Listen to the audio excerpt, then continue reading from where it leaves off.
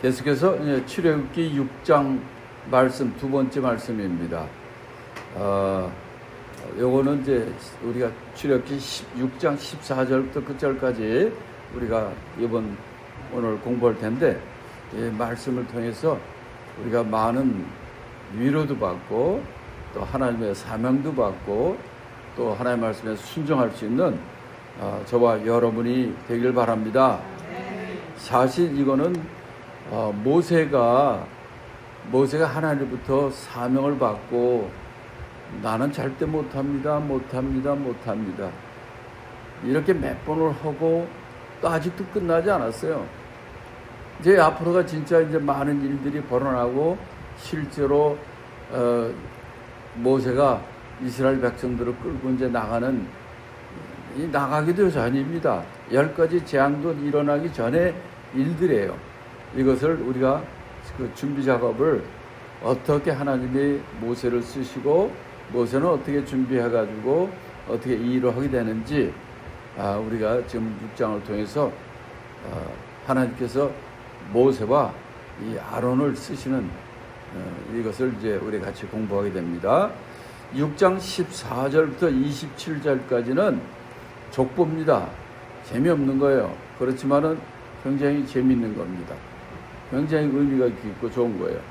자, 그래서 14절부터 27절까지 사람의 이름이 많이 나오는데, 이름이 많이 나오면 발음하기가 힘들고 아주 힘들어요. 근데 이런 이름을 많이 자꾸만 부르고 읽고 그래야 치매도 잘 안 걸리고 여러분이 아주 좋습니다. 이게 발음이 어렵기 때문에 14절부터 27절까지 함께 읽겠습니다.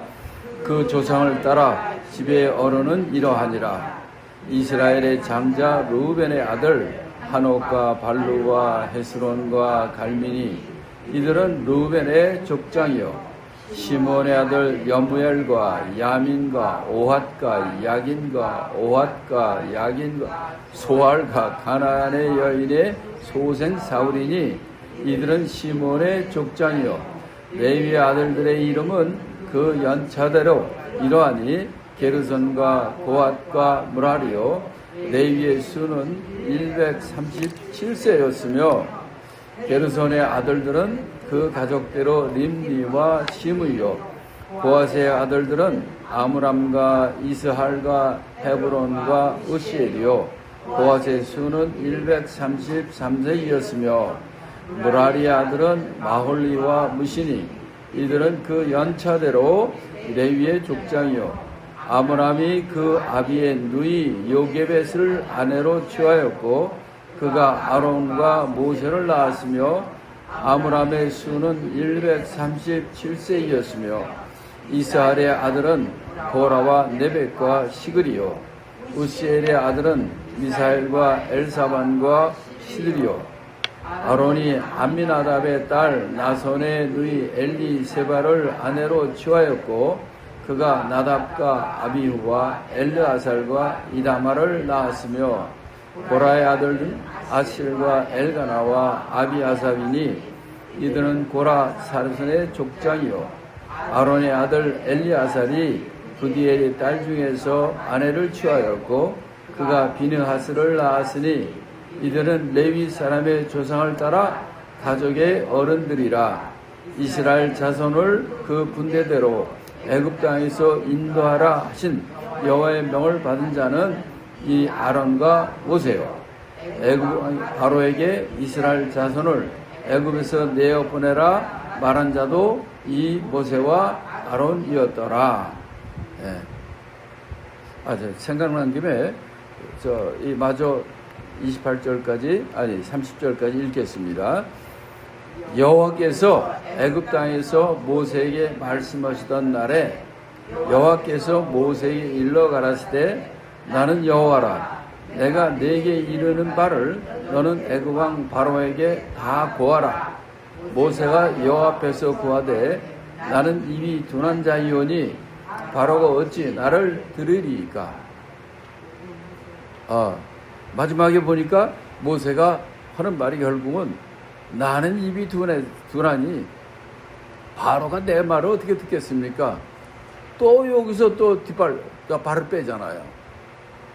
자, 그런데 이 말씀 전에 보면요.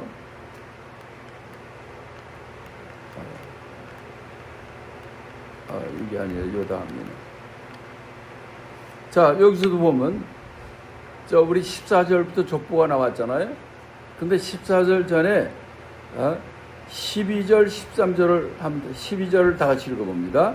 모세가 여호와 앞에 고하여 가라되 이스라엘 자손도 나를 듣지 아니하고 바로로 어찌 들으리까? 나는 입이 둔한 자니이다.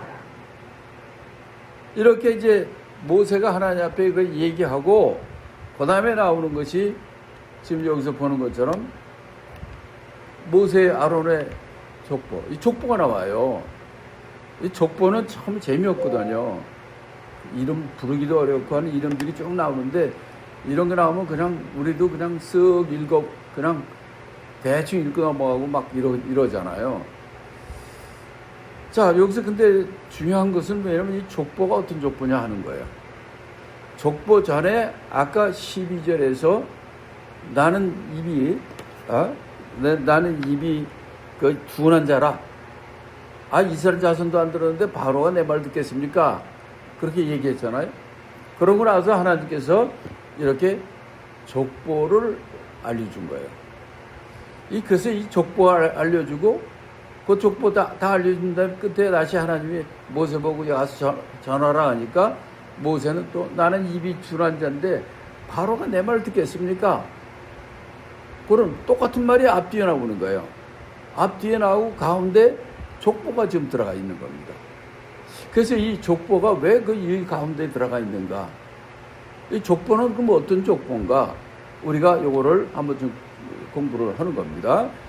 자, 이 족보는 여기 보면 좀 특이해요. 이 족보는 어떤 족보냐면 14절에 보니까 제일 먼저 나오는 족보가 누구의 족보냐면 이스라엘의 장자, 첫 번째 아들 루벤의 족보가 나오죠. 14절에서는. 그 다음에 15절에서는 누구의 족보가 나옵니까? 시므온. 시므온은 몇째 아들이에요? 둘째죠. 첫째는 루벤이고 둘째는 시므온이고 셋째는 누굴까요? 레위. 시므온과 레위가 누굽니까? 그 성에서 할례 받지 않으면 우리 누이 안 보낸다, 시점 안 보낸다 하니까 전부 할례 받았잖아요. 싹 다 죽인 자가 누구예요? 이 시므온과 레위란 말이에요. 자, 그런데 여기서 보면 이스라엘 지파가 몇 지파요? 12지파인데 12아들인데 이 12아들 중에서 지금 누구의 족보만 나오냐면 첫째 루벤, 둘째 시므온, 셋째 레위. 세 족보밖에 안 나와요. 근데 루벤 족보는 한 절이야. 한 절. 그 다음에 두 번째 시몬의 족보는 또 한 절이야. 그 나머지는 다 누구의 족보냐? 레위 족보예요. 그래서 이 시간에는 첫 번째는 루벤, 시몬. 이건 장자지만 그는 장자의 자격을 잃었죠. 왜? 그렇지. 아버지의 아내 첩하고 그렇게는 바람에 그는 장자 자격이 없고 잃어버리죠. 그래서 이제 그는 잘 나오지도 않고 이런 거 여기서도 그냥 그것만 알려줘요. 그 다음에 두 번째 시므온이야. 시므온도 한 절만 나와. 근데 여기 루벤의 자손들 얘기나 15절에 시므온의 아들들 이 얘기나 이런 것들은요. 지금 야곱이 12아들 데리고 8아들과 함께 애굽으로 갈 때 창세기 45장인가 6장에 보면은 그때 70명이 가는 명단이 나오잖아요. 지금 명단하고 이름이 똑같아요. 그러니까 루벤의 아들들 이름이 똑같은데 지금 모세한테 지금 모세가 80세 아닙니까? 40세 모세는 이게 그러니까 지금 이제 400년이 흐르는 거예요. 야곱이 아들 요셉하고 있는 고센 땅에 들어갔을 때가 그리고 지금 출애굽할 때까지는 시간차가 얼마가 있냐면 430년입니다. 근데 430년 지난 후에 430년 됐을 때 이때 족보를 얘기를 해주는데 루벤과 그 아들들 다 똑같이 다 나와. 그리고 시몬도 마찬가지예요. 그 아들이 똑같은 이름이 다 나와요. 이 얘기는 뭐를 의미하느냐? 이렇게 못된 애들이고 자격도 별로 안 되는 애들이지만은 하나님께서 그들을 다 하나님께서 12지파로 쓰고, 그리고 그 아들들도 똑같이 애국으로 이민 갔는데 아주 옛날 그런 세월에 그렇게 예를 들어서 우리가 한국에 살다가 미국으로 이민을 왔다. 그러면 중간에 뭐 죽는 사람, 지금이야 뭐 세월이니까 자꾸 죽는 사람 적겠지만 옛날로 한다면 병 나서 죽고 뭐 무슨 사고로 죽고 뭐 전쟁 나서 죽고 뭐 이런 거 많을 거 아니에요. 근데 여기 그대로죠, 이 사람들이. 그러니까 이제 하나님께서는 그 하나님의 쓰고자 하는 이 사람들을 지켜준다는 것을 우리가 알 수가 있어요. 그렇지만 여기서의 포인트는 뭐냐? 12아들 다 있지만 여기서 포인트는 바로 레위란 말이에요. 레위. 아니, 레위 다음에 네 번째 아들이 누구냐면 유다입니다. 유다는 사자의 호를 갖고 있고 왕권을 가진 예수 그리스도 오는 족보. 근데 그거 안 나와요, 여기. 왜 안 나올까? 아니, 왜 여기서 레위까지만 해? 시몬과 레위는 그냥 하나님께서 예수님 바로가 아니 야곱의 마지막 유언회 할 때도 축복이 아니라 저주를 했던 사람들이에요. 그런 게 이 시몬 레위인데 여기선 16절부터 그 절까지 27절까지 계속 하는 얘기가 누구 얘기냐면 레위 지파 후손들 얘기예요. 그래서 여기 보면 레위 족보의 특이점은 뭐냐면, 자, 레위가 몇 살까지 살았다고 그랬어요? 16절에 보면 137세예요. 자, 그 다음에 이제 고핫, 그 레위의 아들이 고핫인데, 이거는 고핫은 법계, 성물, 이거를 지는 사람들이에요. 근데 이 고핫은 몇 살 살았다고 그랬어요? 133세라고 그랬죠. 자, 그러면 그의 아들, 이 보면 또 몇 살 사는 게 나오는 게 20절에 또 나와요. 20절에 나오는 사람은 누구냐면 아브람이라는 사람이에요. 아브람은 누구냐면 고핫의 아들이에요. 고핫의 아들인데, 그러니까 레위의 아들 중에 고핫의 아들 중에 이렇게 아므람이 나와요. 아므람의 아들이 누구냐?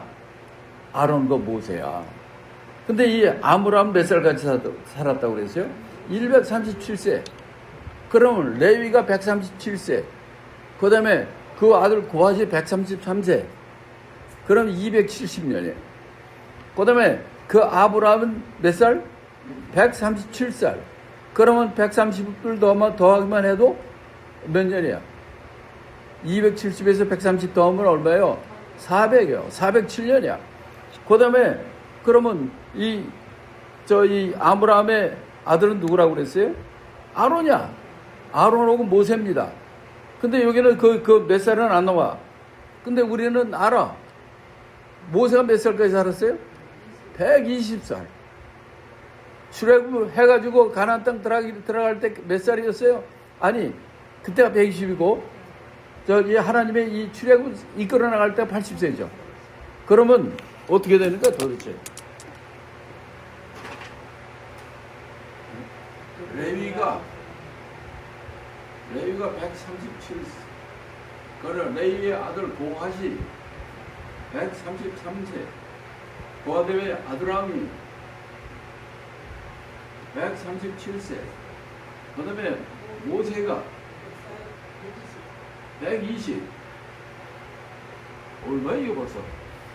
이거만 해도 270. 이건 400. 520이야. 근데 이제 레위도 나이 중간에 들어갔을 거고, 모세도 120이 80대 아니에요? 80대. 이걸 하면 얼마가 되냐면 대략 430명이 되는 거예요. 삭발. 1대, 2대, 3대, 4대죠. 자, 우리가 창세기에서 이미 하나님이 400년 전에 얘기하셨어요. 아브라함이 400년이 훨씬 전이지. 아브라함한테 얘기했어요. 한번 찾아보겠습니다. 창세기 15장에 보면,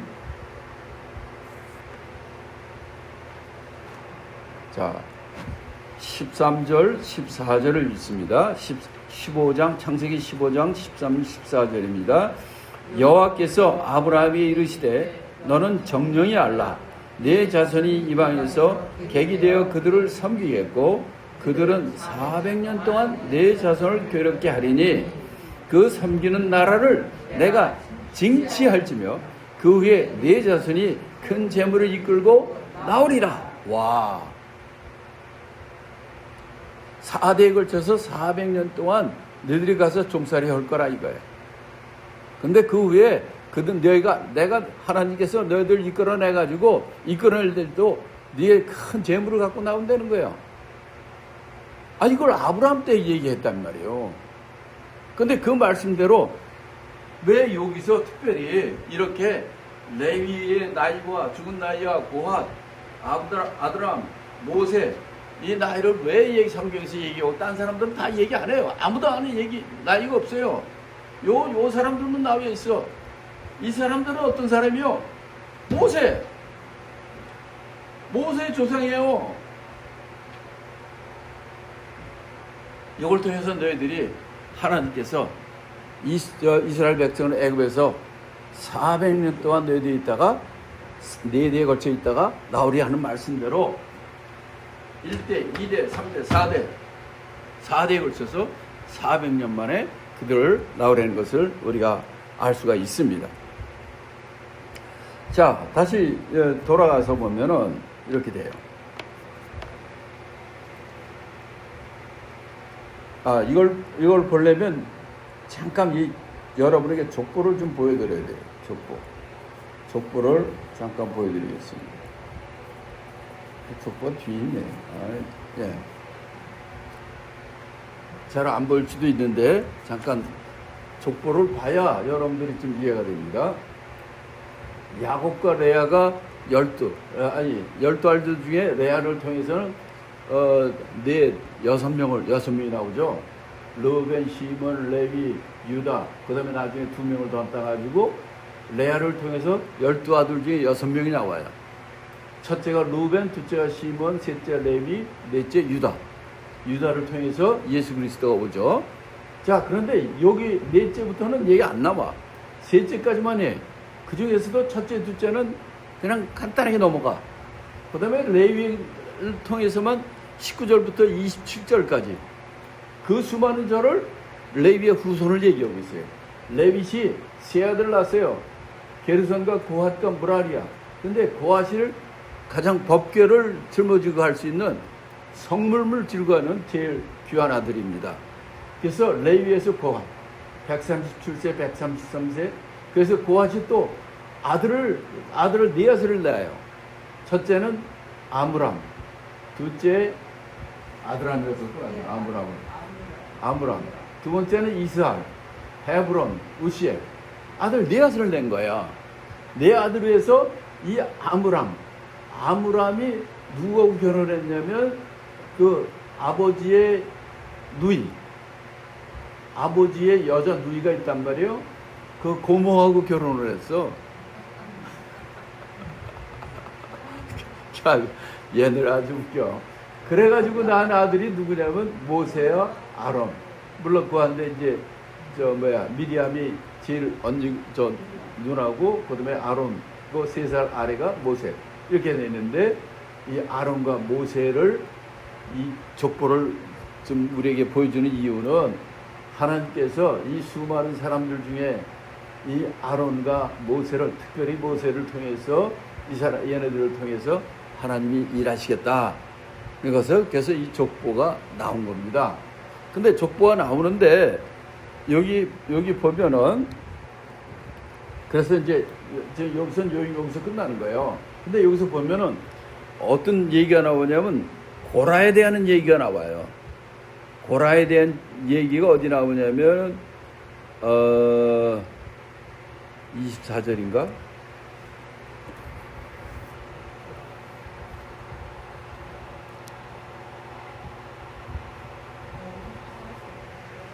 어, 24절이면 여기 이제 아론의 얘기가 나오고 이거요.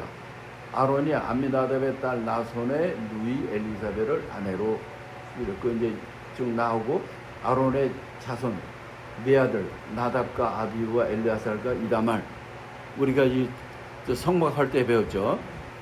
요거 나온 얘기하고 그다음에 벼랑은 고라가 나오는 거예요. 고라에 나오는데 이 여러분 고라가 누군지 아십니까? 고라가 이 고라가 여기 나오는 이유가 있어요. 고라가 왜냐하면 이들 중에서는 고라가 제일 나이가 많고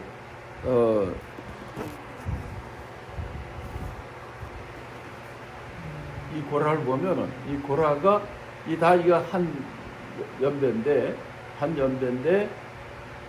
이 고라가 니네들이 뭔데? 아론 모세 네가 뭔데? 니네들이 뭐 이스라엘 백성들을 이끌어내고 네가 뭔데 뭐 제사를 드리고 뭐 이러는 거야? 하고 반기를 들었던 게 고라예요. 그랬을 때 고라와 그 일가들이 반기를 들고 그냥 지멋대로 하나님을 섬긴다고 쟤네들이 들고 나섰을 때 땅이 갈라지고 250명 그대로 땅이 그를 삼켜버렸어요. 그 사건이 바로 이 고라입니다. 그러니까 고라가 이 애들 중에서는 높은 위치에 있었고, 네가 뭔데? 네가 모세야? 야 아론, 니네들이 뭔데 이렇게 나서서 이렇게 하는 거야? 라고 하나님 앞에 대해서 반기를 들었던 자가 고라고. 그래서 이 고라 얘기가 여기 잠깐 나오는 거예요. 자, 그 다음에 또 돌아가면,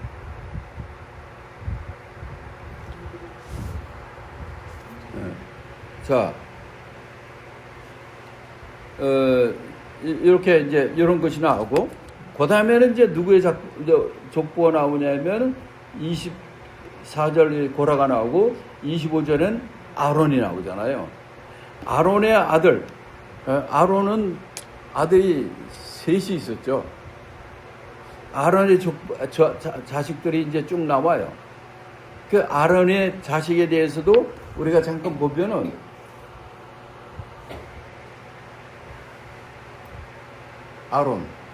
아론이 있고 아론의 아들들이 나답, 아비후, 엘르아살, 이다말.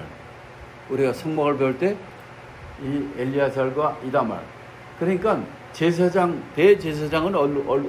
누구로 돌아갔냐면 이 나답과 아비후는 첫째, 둘째지만은 이들이 하나님 앞에 제사를 드릴 때 딴 불을 갖고 와서 드렸어요. 그래서 그 불이 나와서 그들을 다 불살로 죽였어요. 그래서 나답과 아비후가 다 죽어버렸습니다. 첫째, 둘째들이. 제사장. 하나님 말씀대로 순종하지 않으므로 그렇게 죽어가지고, 그래서 그 대제사장의 직분이 누구한테 가냐면 엘르아살로 간 거예요. 엘르아살 가고, 그 다음에 그 아들 비느하스가 대제사장을 이끌어 이제 나가게 이렇게 되는데, 여기서 지금 아론의 자손과 족보를 좀 다 얘기를 해줘요. 근데 여기서 이상한 게 있어요. 아론, 이쯤 레비, 그 아들, 이 보면 다 고핫, 그 다음에 아브람, 그 다음에 아론, 그 엘르아살, 비느하스, 이 족보들이 쫙 다 나가거든요.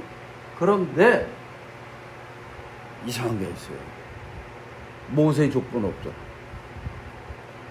왜 모세의 족보 없을까? 왜 모세의 족보 없습니까? 자, 중요한 건 뭐냐면 모세가 몇 살에 어디서 죽었죠? 120살에 가나안 땅 들어갔어요? 못 들어갔어요? 못 들어갔죠? 느보산. 느보산에서 죽었는데 그 시체를 찾을 수 있어요, 없어요? 못 찾죠. 왜 그랬을까?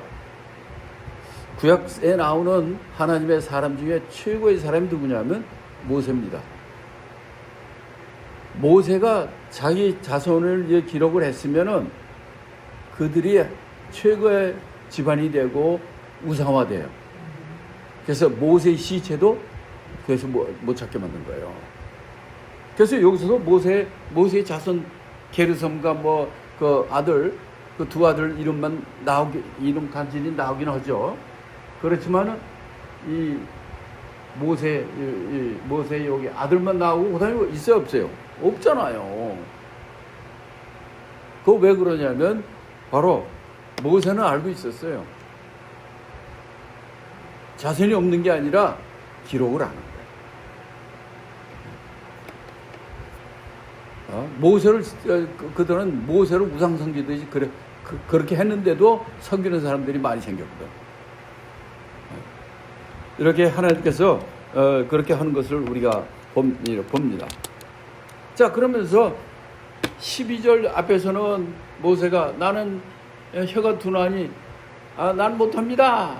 12절에서 얘기했고, 마지막 30절에서는 또 나는 혀가 둔해서 나는 바로에게도 바로가 듣지 않겠습니다.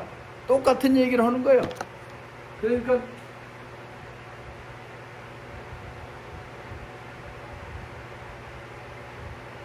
이게 이제 햄버거 번이에요. 햄버거 알죠? 햄버거 번이 이건 이제 12절에서 이게 또 한자를 쓰네. 12절에서 모세가 내 입이 둔합니다 라고 했고, 또 30절에서도 내 입이 둔합니다. 요 사이에 이 족보가 들어가 있어요. 누구의 족보? 아론과 모세.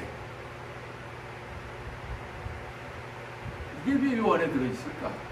이 족보는 무슨 족보예요? 바로 모세와 아론. 이 족보를 얘기해 주는 거예요. 이 족보에 있는데 모세는 끊임없이 나는 이걸 못합니다. 나는 이걸 못합니다. 라고 얘기하지만 하나님께서는 나중에 여기까지 30절까지는 그거지만 다음 7장에 가서는 어떻습니까? 모세가 어떻게 해요? 하나님의 말씀대로 또 순종해서 나가는 거예요. 이게 끊임없이 나가는 거예요. 이걸 보면은 우리가 이 하나님께서 어떻게 글을 쓰는지 우리가 알 수가 있는 거예요. 자, 시간이 없으니까 이걸 통한 하나님의 말씀 좀 빨리 끝내도록 오늘 끝내고 내일은 7장입니다. 자, 이걸 통해서 우리가 볼 수 있는 건 뭐냐면 하나님께서는 아주 특별한 사람을 쓰는 것이 아닙니다. 모세나 아론이나 우리가 이 족보에서 본 것처럼 그는 뛰어난 사람이 아니에요. 그런 사람을 평범한 사람이지만 그렇게 높은 사람도 아니지만은 그런 사람을 통해서 하나님께서 일을 시키고 일을 하시는 거예요. 자, 하나님 직접 하시면 좋을 텐데 하나님은 직접 하지를 않아요. 항상 사람을 통해서 일을 합니다. 항상 노아를 쓰든지 아브라함을 쓰든지 이삭을 쓰든지 다니엘을 쓰든지 누구를 써요. 이렇게 우리 인간은 하나님 앞에 쓰임받는 사람이 되어야 되는데 어떤 사람을 하나님께서 우리에게 쓰느냐? 그 출신이나 내 능력이 많은 게 아니라 너희가 하나님 앞에 정말 하나님의 말씀대로 순종하는가? 순종하는 자를 쓰는 겁니다. 저는 여러분들이 나는 돈이 없어, 나는 능력이 없어, 나는 시간이 없어, 이건 핑계예요. 그런 거 따지지 않습니다. 하나님 보시기에 나는 능력이 없고 혀가 둔하고 나같이 혀 둔한 사람이 어디 있습니까? 난 두고 앞만 두고 봐도 진짜 말 못해. 앞만 생각해도. 그런데도 지금 이 나이까지 하나님 쓰시는 거 보면 참 신기해요. 신기해. 모세는 이거 글 쓴 거 보면 말도 잘하고 글도 잘 쓰는 사람인데 나는 그렇게 못하거든요. 근데 하나님께서는 그의 실력, 그가 잘하면 그걸 하나님 쓰십니까? 아니에요. 그걸 자기 능력으로 하게 되면 그 사람은 교만해집니다. 그래서 하나님께서는 정말 나는 정말 실력도 안 되고 그렇지만 순종하는 자를 하나님이 쓰신 것을 우리가 아시냐. 사무엘상 16장 7절 읽겠습니다. 사람은 외모를 보거니와 나는 중심을 보느니라. 예. 중심을 보시기 우리는 사람 외모 보지만 우리는 하나님의 중심을 보는다. 그래서 우리가 하나님 앞에 순종하는 자가 되시기 바랍니다. 또 하나님은 약한 자를 사용하신다고 얘기했어요. 고린도전서 1장 27절 다 같이 읽습니다. 약한 것을 택하사 강한 것들을 부끄럽게 하신다고 그랬어요. 약한 자를 택하는 거예요. 강한 자, 똑똑한 자 시키면은 그건 지가 똑똑해서 한 걸로 전부 착각하잖아요. 그렇지 않습니다. 하나님은. 또 하나님은 이걸 통해서 쭉 보면은 이 아브라함 때 이미 400년 동안에 4세대에 걸쳐서 너희들이 애굽에서 재물을 갖고 나올 거라고 아브라함 때 5, 600년 전에 얘기했단 말이에요. 아니 5, 600년 전이지. 그런 말씀대로 바로 4세대에 걸쳐서 모세가 이스라엘 백성을 이끌고 출애굽을 하는, 그래서 가나안 땅에 들어가는 놀라운 역사를 하는 것을 봅니다. 그래서 이것은 하나님께서는 우리 모든 역사를 주관하신 분이라는 것을 믿으시기 바랍니다. 적용을 다 같이 읽겠습니다. 배경 때문에 위축되지 않는가? 배경 때문에 그 자존심, 교만하지 않는가? 이런 것도 우리가 생활에 적용해야 되는 거죠. 또 하나님께 쓰임받기를 사모하는가? 네. 하나님께서는 사람을 쓰십니다. 이때 하나님 앞에 쓰임받는 자가 되어야 돼요. 마귀에 쓰임받는 자가 아니라 하나님께 쓰임받는 자가 되시길 바랍니다. 그 다음에 믿음의 가정을 세우기를 힘쓰는가. 이렇게 이 가정을 통해서 그 하나님의 사람들이 나오는 거예요. 이렇게 하나님께 쓰는 것을 우리가 봅니다. 마지막으로 28절부터 30절까지 잠깐 읽겠습니다. 여호와께서 애굽 땅에서 모세에게 말씀하시던 날에 여호와께서 모세에게 일러 가라사대 나는 여호와라. 내가 네게 이른 바를 너는 애굽 왕 바로에게 다 고하라. 모세가 여호와 앞에서 고하되 나는 입이 둔한 자이오니 바로가 어찌 나를 들으리요. 똑같은 얘기를 해요. 하나님이 전에 얘기하고 이렇게 족보를 통해서 알려주고 그래도 그는 아마 그 진심인지도 몰라요. 그런데도 하나님께서는 나는 입이 둔한 자입니다. 그렇게 하는데도 불구하고 지금 몇 번이나 얘기합니까? 거기서 아론을 세워주기도 하고 이적을 보여주기도 하고 했음에도 계속해서 이 소리하고 아주 위축되어 있어요. 이럴 때 하나님께서는 그럼에도 불구하고 그가 하나님 보시기에 하나님 보시기에 겸손한 자고 하나님의 뜻대로 정말 순종한 자이기에 그거를 중심으로 알고 7장에도 또 씁니다. 7장부터는 10가지 재앙으로 이제 그들을 출애굽시키는 하나님의 이적을 너희들이 보라는 대로 이제 그 일을 모세를 통해서 모세 가서 얘기하고 모세를 통해서 이 일들이 진척이 되는 것을 이제 보게 됩니다. 자, 우리가 교훈 한 번 더 읽고 끝내겠습니다. 첫째, 하나님은 순종하는 사람을 사용하십니다. 이사야서 6장 8절 그때 내가 가로되 내가 여기 있나이다 나를 보내소서. 이렇게 순종하는 자를 하나님께서 사용하시는 것입니다. 둘째, 사명은 능력보다 순종이 중요한 겁니다. 사무엘상 15장 22절 아까 읽었는데 순종이 제사보다 낫다는 거죠. 또 약점은 하나님의 능력의 통로예요. 내가 부족한 점, 나의 약점을 하나님께서 사용하시는 거예요. 그를 아는 자를 사용해요. 그래서 우리가 정말 질그릇과 같은 존재인데 여기 하나님께서 보배를 놓으니까 보배를 담은 질그릇이 되는 거예요. 이렇게 하나님께서 쓰이는 것을 믿으시기 바랍니다. 적용 두 번째, 첫째, 둘째, 약점을 핑계로 사명을 미루지 않는가? 맡기신 일을 믿음으로 감당하는가 하는 것을 또 오늘 말씀을 통해서 우리가 제 자신을 돌아보고 하나님께서 쓰임받는, 하나님께서 하나님을 통해서 쓰임받는 우리 모두가 되기를 예수 그리스도의 이름으로 축복합니다. 아멘. 기도하겠습니다.